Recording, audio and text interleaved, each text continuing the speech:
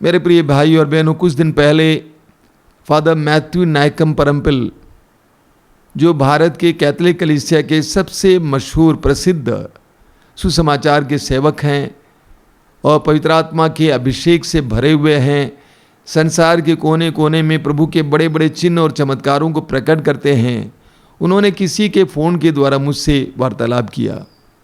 जब उनको पता चला कि मैं गिरा हूँ और मैं कमज़ोरी में हूँ, परेशानी में हूँ, तो उन्होंने काफ़ी देर तक बात की। बातचीत के दौरान उन्होंने मुझसे पूछा कि आपकी क्या समस्या है, क्या पीड़ा है। सारी बातें सुनने के बाद उन्होंने मुझे ये प्रेरणा दी, ये सलाह दी, आप इस प्रकार प्रार्थना कीजिए, हे अब्बा पिता, मैं अपने अतीत के दुखों को, वर्तमान के दुखों को और भविष्य के दुखों को यीशु के दुखों के साथ जोड़कर तथा आज संसार भर में जितने मिस्सा बलिदान चढ़ाए गए हैं उन मिस्सा बलिदानों के साथ जोड़कर समस्त संसार के करोड़ों लोगों के उद्धार के लिए, चंगाई के लिए, पवित्र आत्मा के अभिषेक के लिए तुझे समर्पित करता हूँ। उन्होंने कहा कि इस प्रार्थना को बार बार आप दोहराते जाइए। क्या प्रार्थना है? अब्बा पिता, मेरे अतीत के दुखों को, वर्तमान के दुखों को और भविष्य के दुखों को यीशु के दुखों के साथ जोड़कर तथा संसार भर में आज के दिन जितने मिस्सा बलिदान चढ़ाए गए हैं उनके साथ जोड़कर संसार के करोड़ों लोगों के उद्धार के लिए, चंगाई के लिए, बंधनों से मुक्ति के लिए और पवित्र आत्मा के अभिषेक के लिए मैं तुझे चाहता हूँ। मेरे प्रिय भाई और बहनों, हमारे दुखों में बहुत बड़ा सामर्थ्य है, बहुत बड़ी शक्ति है। धर्म ग्रंथ हमें बताता है, इसायास नबी अध्याय 53 में लिखा हुआ है, उसके घावों द्वारा हम भले चंगे हो गए हैं। उसके घावों द्वारा हम भले चंगे हो गए हैं। पेतरुस अपने पहले पत्र के अध्याय 2 वाक्य 24 में इसी बात को दोहराते हैं और कहते हैं, उनके घावों द्वारा हम भले चंगे हो गए हैं। आप भले चंगे हो गए हैं। यीशु के एक एक घाव द्वारा हम भले चंगे हो गए हैं। यानी यीशु का एक एक घाव मूल्यवान है, कीमती है।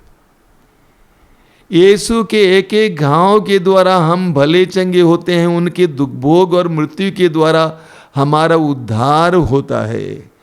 यानी यीशु के दुखों, दुख भोग और घावों में बहुत बड़ी शक्ति है, सामर्थ्य है हमारे उद्धार के लिए, हमारी चंगाई के लिए। यीशु के घावों द्वारा हम भले चंगे हो गए हैं। प्रभु यीशु ने बहुत सारी प्रार्थनाएं की, लेकिन मेरा विश्वास है कि प्रभु यीशु की वो अंतिम प्रार्थना जो क्रूस पर से उन्होंने की, उस प्रार्थना में बहुत बड़ी शक्ति है।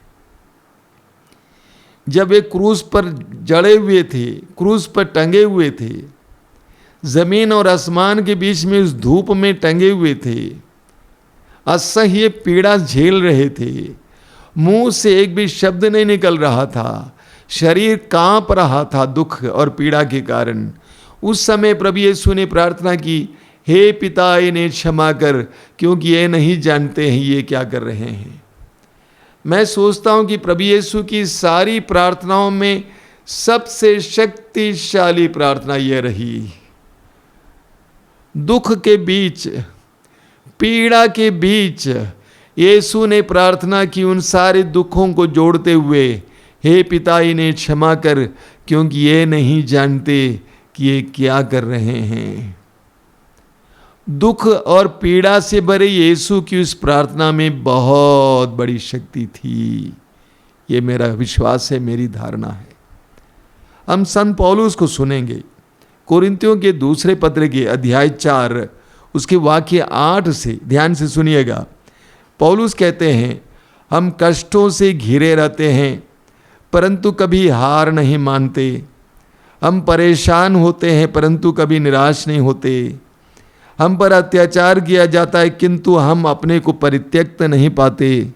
हमको पछाड़ दिया जाता है परंतु हम नष्ट नहीं होते। हम हर समय अपने शरीर में ईसा के दुख भोग तथा मृत्यु का अनुभव करते हैं, जिससे ईसा का जीवन भी हमारे शरीर में प्रत्यक्ष हो जाए। हमें जीवित रहते हुए ईसा के कारण निरंतर मृत्यु का सामना करना पड़ता है, जिससे ईसा का जीवन भी हमारे नश्वर शरीर में प्रत्यक्ष हो जाए। इस प्रकार हम में मृत्यु क्रियाशील है और आप लोगों में जीवन।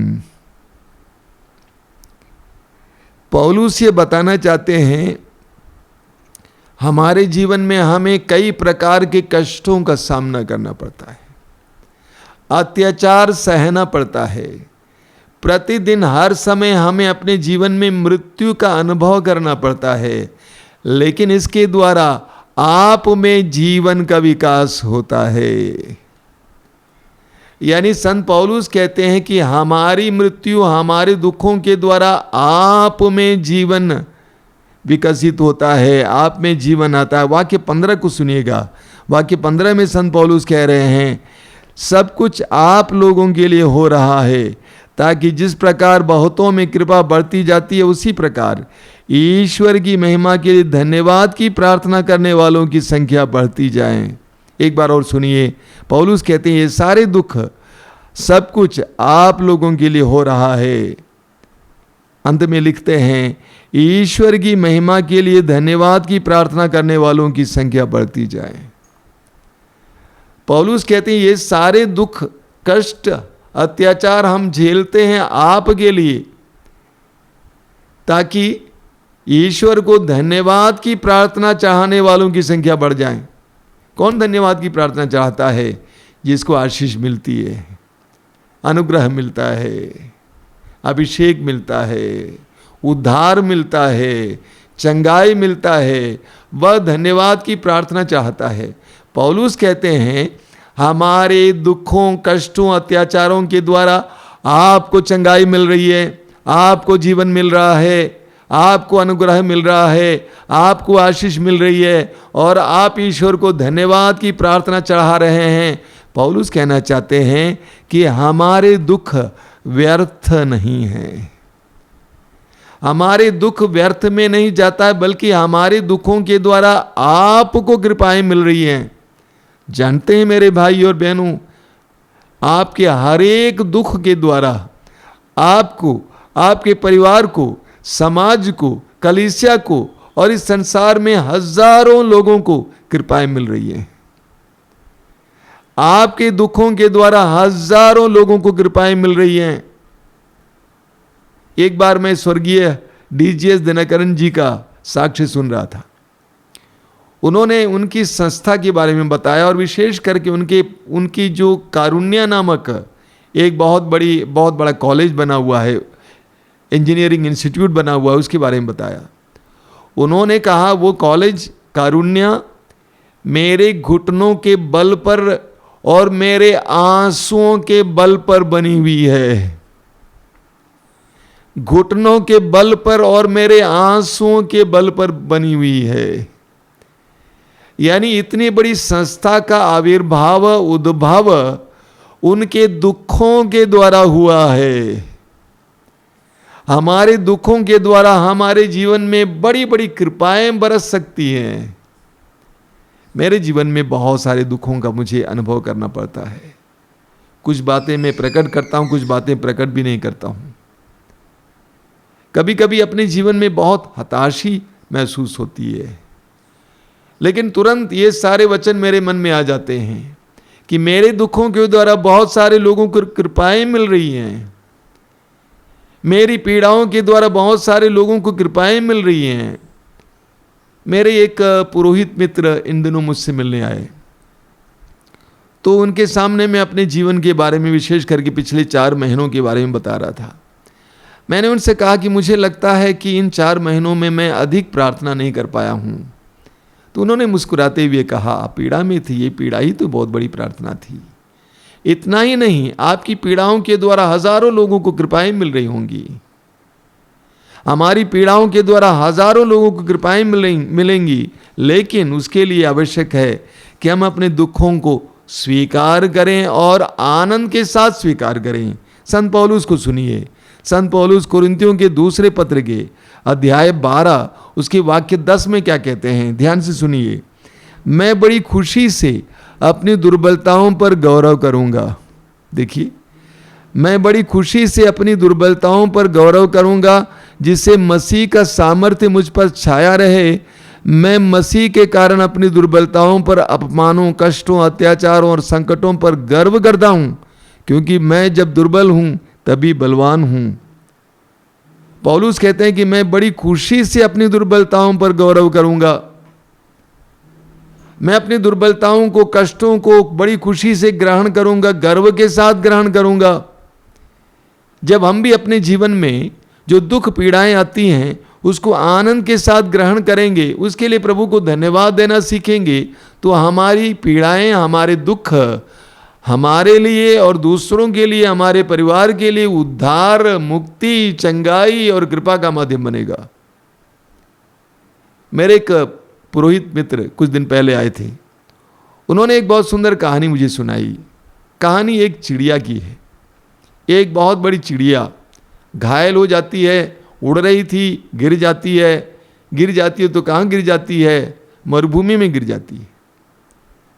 आसपास में कोई पानी नहीं है, कोई पेड़ पौधा नहीं है, कोई छाया नहीं है, और वहां गिरी हुई है और छटपटा रही है। उसके दोनों पंख कमजोर पड़ गए, पंख से एक एक पर गिरने लगे, बड़ी बुरी अवस्था में पड़ी हुई थी। उस बुरी अवस्था में जब वो छटपटा रही थी, पड़ी हुई थी, उसने देखा कि आसमान पर एक कबूतर उड़ रहा है। उसने आवाज़ दी, कबूतर पास आया। उसने कबूतर से पूछा कि कबूतर तू कहाँ जा रहा है? उसने कहा कि मैं स्वर्ग जा रहा हूँ।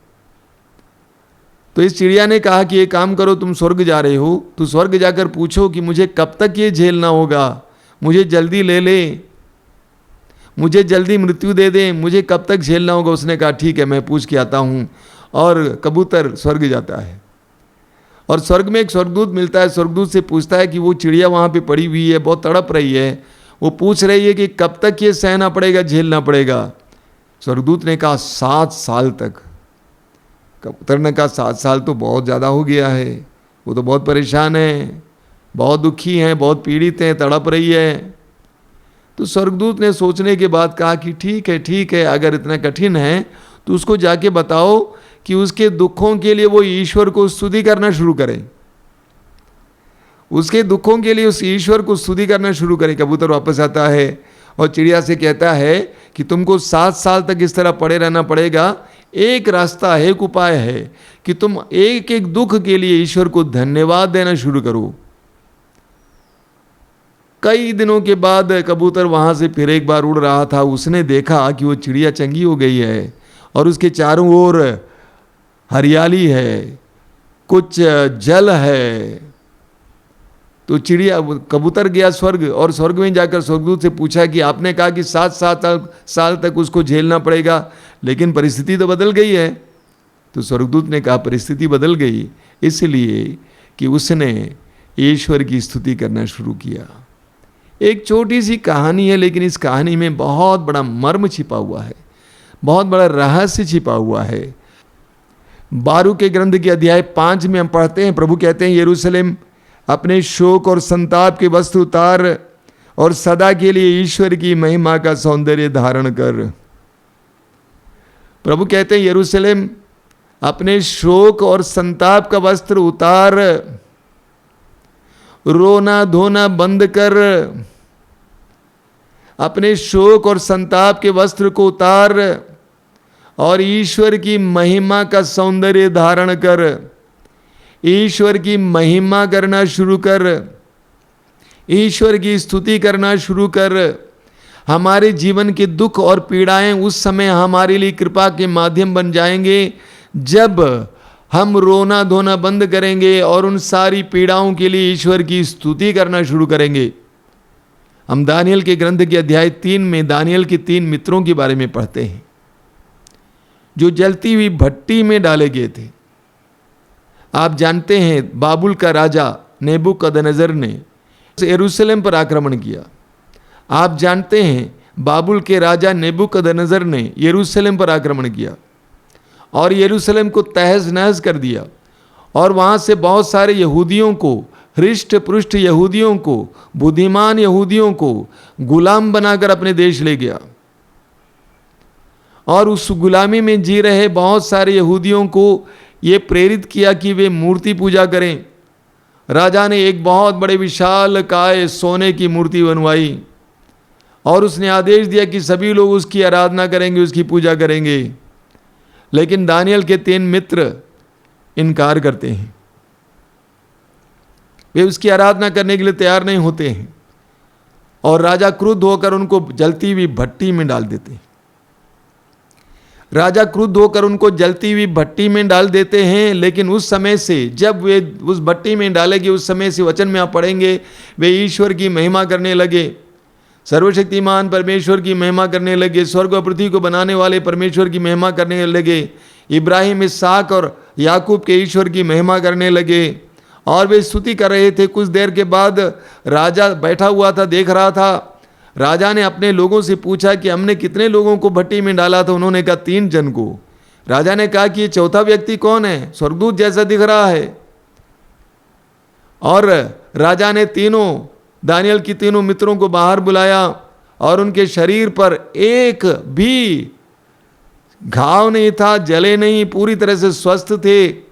इतनी बड़ी जलती हुई भट्टी में वे स्वतंत्र बने रहे, वे सुरक्षित बने रहे। क्यों? उस स्तुति के द्वारा। हम बार बार इसके बारे में मनन चिंतन करते हैं। स्तुति के द्वारा, स्तुति हमारे चारों ओर एक कवच की तरह बन जाती है। उस भट्टी में ईश्वर ने उनकी स्तुति के कारण मानो ठंडी हवा भेज दी ताकि उनके शरीर का एक रोम भी ना जले। हमारे जीवन में भी यही होता है। जब हम अपने जीवन के दुखों के सामने प्रभु की स्तुति करने लगते हैं तो प्रभु हमारे जीवन में ऐसा ही करते हैं। योहन के सुसमाचार के अध्याय 16 उसके वाक्य 33 में प्रभु यीशु कहते हैं, संसार में तुम्हें क्लेश सहना पड़ेगा, संसार में तुम्हें क्लेश सहना पड़ेगा, लेकिन ढारस रखो, मैंने संसार पर विजय पाई है। दुख के समय, पीड़ा के समय ढारस रखो, टूटो मत, बर्बाद मत हो जाओ, बल्कि बने रहो, दृढ़ बने रहो, ढारस रखो, क्योंकि मैंने संसार पर विजय पाई है। हम पढ़ेंगे योहन के सुसमाचार के अध्याय 16 उसके वाक्य 20 में प्रभु कहते हैं, तुम्हारा शोक आनंद में बदल जाएगा, हमारा शोक आनंद में बदल जाएगा। प्रभु कहते हैं हमारे शोक को हमें आनंद में बदलना होगा प्रभु की स्तुति के द्वारा। बहुत सारे लोग आश्रम में आते हैं प्रार्थना के लिए विभिन्न प्रकार की समस्याओं को लेकर। मैं उनसे कहता हूं दर्शन भवन जाइए और वहां पर प्रभु के सामने बैठकर प्रभु की स्तुति करते जाइए, प्रभु की स्तुति में लीन होते जाइए। आप देखेंगे धीरे धीरे आपके अंदर पवित्र आत्मा कार्य करने लगेगा, प्रभु कार्य करने लगेंगे, आपके बंधन खुल जाएंगे, आपको आज़ादी मिल जाएगी। तो प्रभु हमें सिखाते हैं, समझाते हैं कि हम अपने दुख को आनंद में बदल दें। मेरे प्रिय भाई और बहनों, मैं जानता हूँ कि इस समय जब आप प्रभु इस पवित्र वचन को सुन रहे हैं, आपके जीवन में भी बहुत सारी समस्याएं हैं, बहुत सारी पीड़ाएं हैं, बहुत सारे दर्द हैं। जब हम दर्द से गुजरते हैं उस समय आसान नहीं है उसको स्तुति में बदलना, लेकिन जो उसको स्तुति में बदल देता है उसके जीवन में चमत्कार और चिन्ह प्रकट होते हैं। आज हम अपने जीवन के सारे दुखों को आशीष में बदल दें। हमारे दुख आशीष में तब बदलेंगे जब हम अपने दुखों को ग्रहण करेंगे और उसके लिए प्रभु को धन्यवाद देते जाएंगे, प्रभु की स्तुति करते जाएंगे। आइए हम प्रार्थना करें। अपनी आंखें बंद कीजिए, अपने जीवन के एक एक दुख को इस समय याद कीजिए, अपने जीवन के एक एक पीड़ा को इस समय याद कीजिए, परिवार की समस्याओं को याद कीजिए। हो सकता है गरीबी हो, तंगी हो, बेरोजगारी हो, परिवार में टूटापन हो, परिवार में अशांति हो, कोई मुकदमा हो, कर्ज हो। एक एक दुख को इस समय याद कीजिए और एक एक दुख के लिए प्रभु को धन्यवाद देने के लिए सीखिए।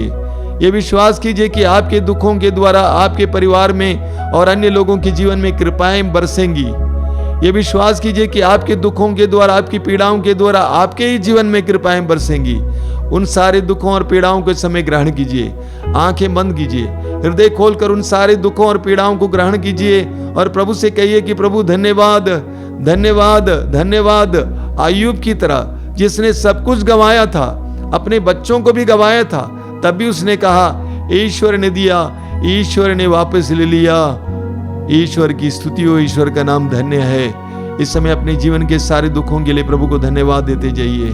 धन्यवाद प्रभु, धन्यवाद मेरी पीड़ाओं के लिए, मेरे दर्द के लिए, मेरे रोग के लिए, मेरे परिवार की समस्याओं के लिए। धन्यवाद यीशु, धन्यवाद, धन्यवाद यीशु, धन्यवाद, धन्यवाद यीशु, धन्यवाद।